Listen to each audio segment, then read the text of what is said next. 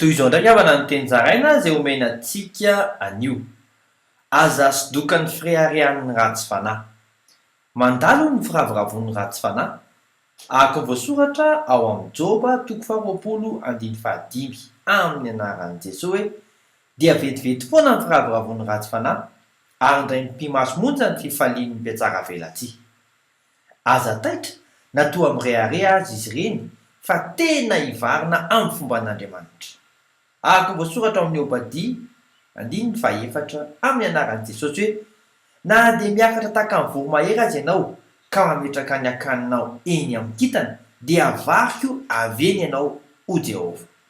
Mino ahaka voasoratra amin'ny Joba 20:7 amin'ny anaran'i Jesosy hoe fa na dia miparaka any an-danitra aza ny aviny ka mitehika amin'ny rahona ny lohany dia ho very mandrakizay toy ny dikiny ihany izy. Izay nahita azy dia hanao hoe aiza izy? Mahereza mivavaka isika. Ray eo, tezao aho mba hatahotra anao ka tsy ho azo ny fakapanahy. Amin'ny anaran'i Jesosy Kristy velona avy any Nazareta. Amen. Mandrapy ahoana tompoko.